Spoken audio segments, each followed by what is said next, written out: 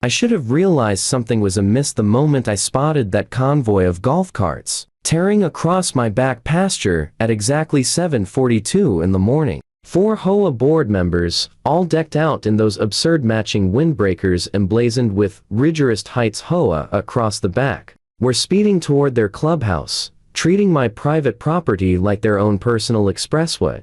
That's when they encountered the little surprise I'd prepared for them. A long row of commercial-grade tire deflation strips lay stretched across their unauthorized shortcut. The lead cart struck them first, and the sound was pure music to my ears. 2 tires burst instantly with a loud, sharp hiss that carried across the meadow. The second cart attempted to swerve, but still clipped the edge of the strips. By the time the third cart slammed on its brakes and managed to stop, it was already too late for the one behind it. 4 carts, 12 tires total, and one furious HOA president who was finally about to discover that her reign of terror over the neighborhood had come to an end. My name is Jake Morrison, and 3 years ago, I made what I believed was the wisest decision of my life. I purchased 5 acres of stunning Colorado land just beyond the reach of the Rigorous Heights HOA's jurisdiction. The property included a modest ranch-style house, a small barn,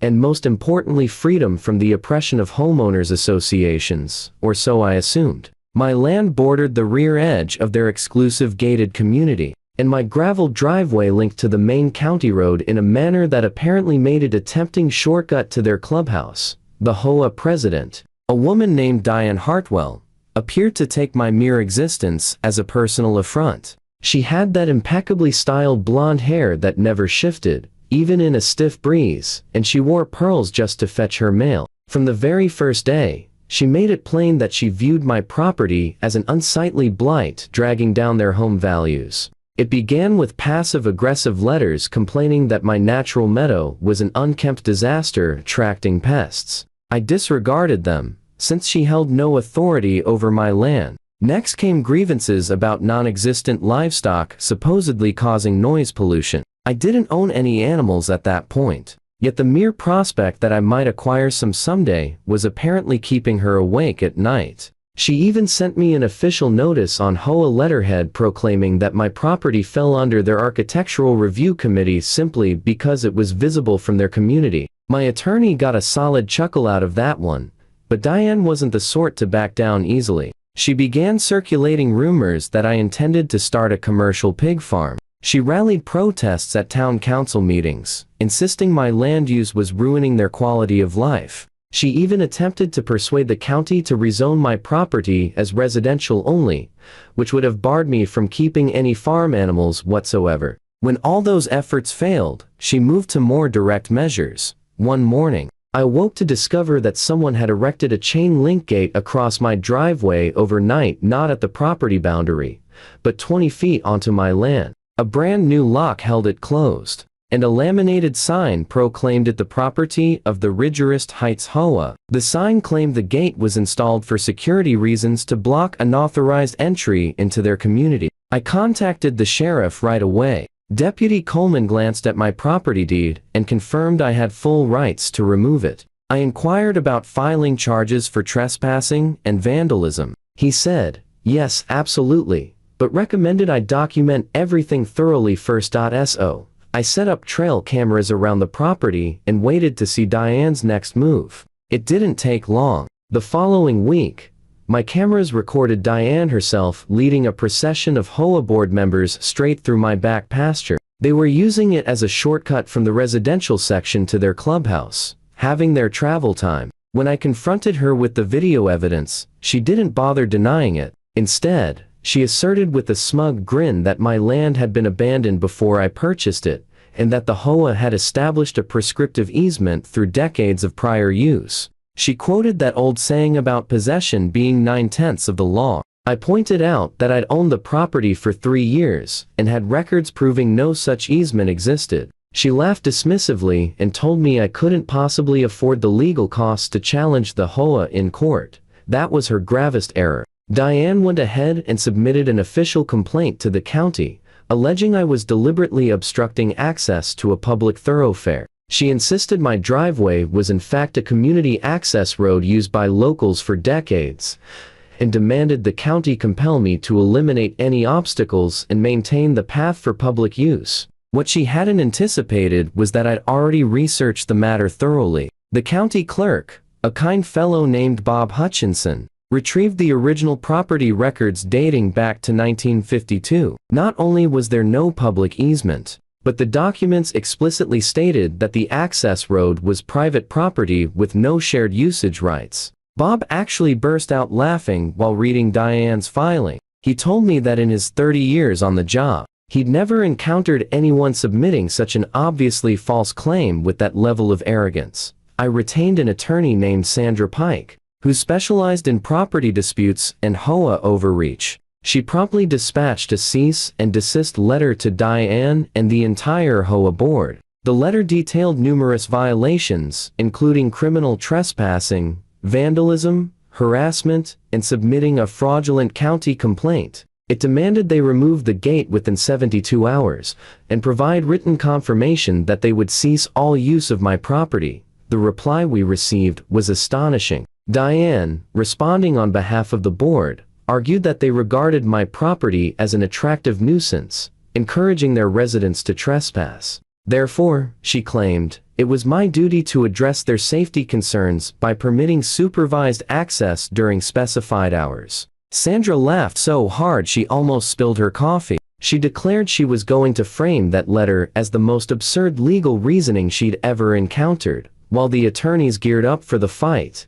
I chose to handle things myself strictly within legal limits. Colorado law is quite explicit about a property owner's rights to defend their land against trespassers. After consulting both my attorney and the sheriff's department, I purchased some commercial-grade tire deflation devices. These weren't the flimsy spike strips from action films. These were professional-grade systems employed by government installations and high-security facilities. I also added motion-activated cameras, no trespassing signs every 20 feet, and vivid orange warning signs declaring that unauthorized vehicles would suffer tire damage. The signs were impossible to ignore, with letters 6 inches tall. I had even applied reflective tape to ensure they remained visible after dark. The morning of what I now refer to as the Great Deflation unfolded like a scene from a slapstick comedy. I was enjoying my coffee on the front porch when I heard the unmistakable whine of golf cart motors approaching from the rear of my property. The HOA was holding its monthly board meeting,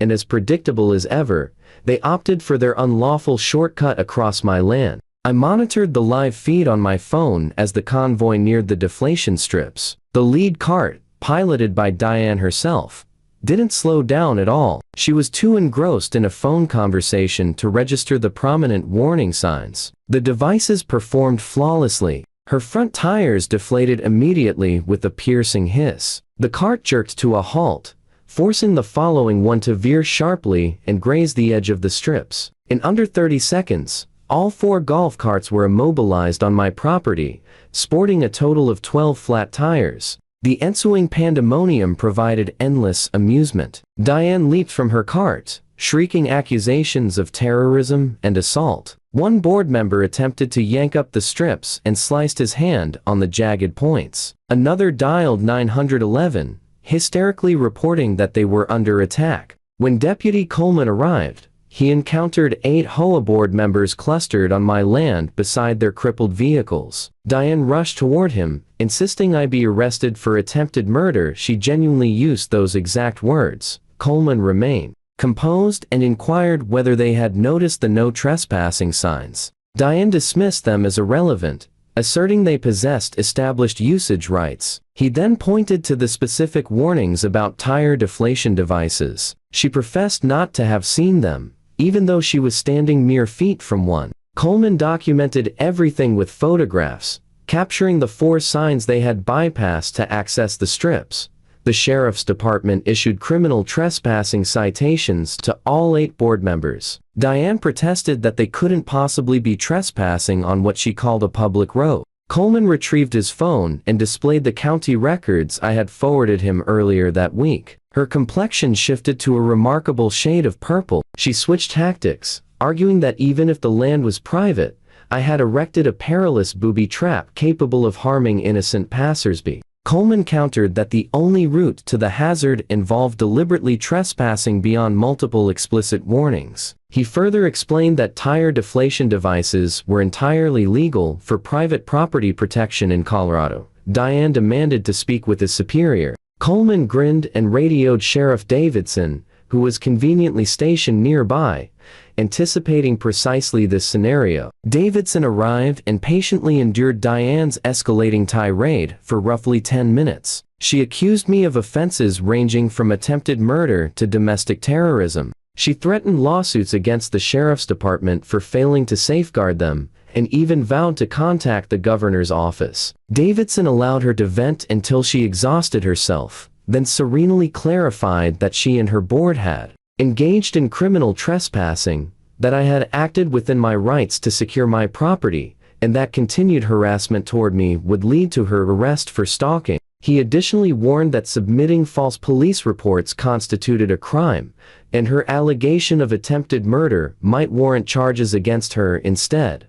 The expression on her face was utterly priceless. Tow trucks showed up about an hour later to haul away the golf carts. Since the vehicles were on my land unlawfully, I exercised my full legal right to impound them at the owner's cost. Each tow ran $300, plus daily storage fees. The board members also bore the expense of replacement tires, approximately $200 per cart. The true blow, however, landed when their personal insurance providers rejected every claim, citing damage incurred during the commission of a criminal act. Diane attempted to shift the burden to the HOA's policy, but that carrier denied coverage as well, and issued a notice indicating they were evaluating policy cancellation due to the board's unlawful conduct. The scheduled HOA meeting that evening reportedly descended into chaos. Residents were livid that their leadership had been apprehended trespassing and had humiliated the whole community. The incident had already spread across the local news